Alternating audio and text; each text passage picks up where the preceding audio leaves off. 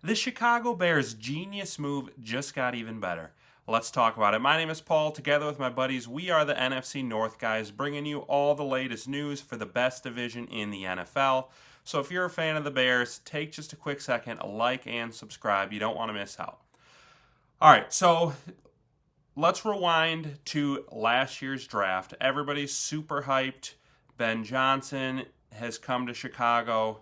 Bears have a top 10 pick, and I think a lot of people were surprised they used it on Colston Loveland. And then you fast forward to the second round, and I think a lot of people were expecting maybe they target a pass rusher or something on defense, and they go out and get Luther Burden. And I think it raised a lot of eyebrows because you're like, okay, we just drafted Rome last year. We still have DJ Moore locked up.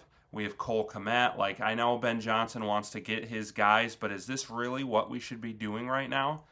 And now you fast forward 8 months later, and you watch Luther Burden and Colston Loveland absolutely tear it up on Sunday Night Football, and they are becoming stars before our very eyes. You all know that. That's not breaking news. But what I want to highlight today is I think it's even better than you realize. So I'm going to show you some statistics showing just how impressive these two are. And then there's one other thing that always makes every decision better. And that's when not only do you do the right thing, but your arch rivals, the Green Bay Packers, do the wrong thing, and you can gloat and hold it over their heads. So the Packers also took a wide receiver in that draft, and a lot of people were surprised because Green Bay doesn't take first-round receivers. And coming into the year, Matthew Golden looked pretty good early, but now like he's just completely disappeared in their offense. In his last 4 games, Burden has 18 more catches and 260 more yards than Golden does in his last 4. Golden has not found the end zone the entire season, and he just continues to disappear more and more into their offense. This is a Packers article I'm pulling up here. Their fans are like, what's happening? Like, he looked good early. Like, what is happening that's making it so that he's like not even getting targets? And you can look at like his game log here. He had some big games, like especially, I mean, a lot of people have big games against the Cowboys and the Bengals, but then like once you get past like this Cardinals game, he only has one game with more than 25 yards in the last 2 months. And then you flip that over to Luther Burden, and you see like this guy is really coming on and peaking at the right time, doing exactly what a rookie should do. Like, not every rookie is going to come out and be a 100-yard receiver from day one, especially with an offense as like intricate and complicated as Ben Johnson's. Like, he needed a little extra time to come along, but now he's getting it, and you just see the talent coming out of him. And I have a statistic here I really think Bears fans need to be looking at. So this is a list of yards per route run. So not total yards, not like yards after catch, not yards per target. This is like a wide receiver steps onto the field and they run a route.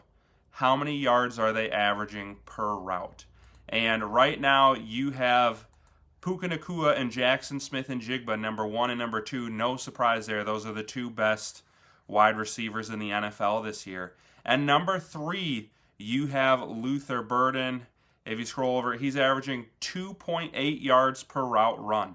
So now that he's actually like getting on the field more and getting more opportunities, like he is really producing, and he's producing at a level like he's above CeeDee Lamb, Amon-Ra St. Brown, George Pickens, like some of the other best receivers in the NFL.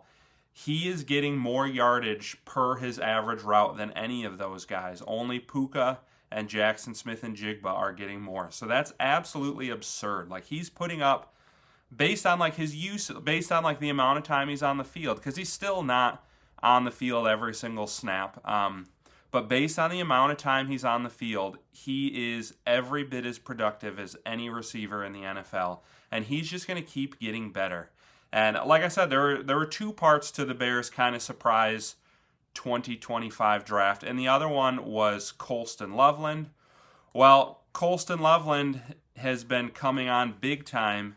It might be a little early to call them the next Mahomes and Kelsey, but the way that Caleb and Loveland are playing, like, it's easy to see why. And what this article brings up is, like, when Mahomes and Kelsey first started playing together, Kelsey was already 29 years old and was in his 5th season. These guys are 24 and 21, and Colston Loveland is already putting up these kinds of numbers. 94 yards and a touchdown against the 49ers. We all obviously remember that big-time game against the Bengals, and it's kind of a similar track to what you saw with Luther Burden, where it's like, this is a complex offense. There are other, like, he has Cole Kmet, Luther Burden had a couple guys in front of him on the depth chart. Like, it takes a little time to get used to the NFL, and now that they're there and they've learned the offense and they're getting more reps, they are producing at an elite level. He's actually, the big debate was, everybody thought the Bears should take Tyler Warren instead. But if you look at Tyler Warren, he's kind of following, he's definitely been solid. I'm not going to sit here and hate on Tyler Warren, but he's similar to Matthew Golden, where it's like he came out of the gate, played some great football, but he hasn't had more than 50 yards since early November. Some of that is probably Daniel Jones getting hurt, but like at the end of the day, the Bears have two just incredible talents that you have the feeling as they continue to get better and as Caleb continues to get better, they are going to be scary. ESPN had Luther Burden on their all-rookie team, and they had Colston Loveland as second-team all-rookie behind Harold Fannin of the Cleveland Browns. He's had a good year. I'm not going to dump on him, but I think a lot of that is usage there. He's been a big part of their offense all year. I think once Colston Loveland starts getting more regular playing time, I don't think these two are going to be close personally. So, Bears fans, we got to be hyped right now. Like, we've never seen an offense like this. I texted my dad, my brother, my uncle. We always text during Bears games. And this past week, I was just like, how many of these Bears players of old are watching this game just sick to their stomach, seeing a Bears offense this good and the defense couldn't hold up? Like, it's just something we've never seen before as Bears fans. And, we have barely scratched the surface. And that's something I'm going to keep bringing up in my videos is, Colston Loveland is a rookie. Luther Burden is a rookie. Caleb Williams is not technically a rookie, but this is his first year in the Ben Johnson system.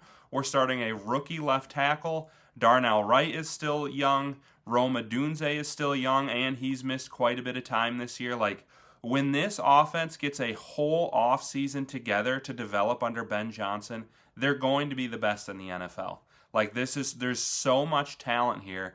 You can see it with Luther Burden already putting up Puka Nacua and Jackson Smith and Jigba-esque numbers in his limited time. He is going to be a star.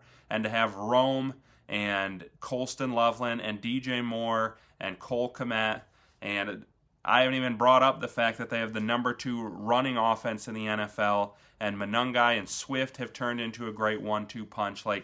I feel like as Bears fans, the Super Bowl window's open. They can beat anybody anytime. I truly believe they have a chance to win it all this year. But it's open early. This was not supposed to be, they weren't supposed to be this good this fast. So I think it just kind of shows you, this team is going to be scary. So this offseason, they'll want to bolster their defense a little bit. I think a big part of the defense's struggles has just been health, though, honestly. But this team is going to be good for a long time. So get hyped, Bears fans. Comment below. Give me any thoughts you have on any of that. And then don't forget, just like and subscribe on your way out.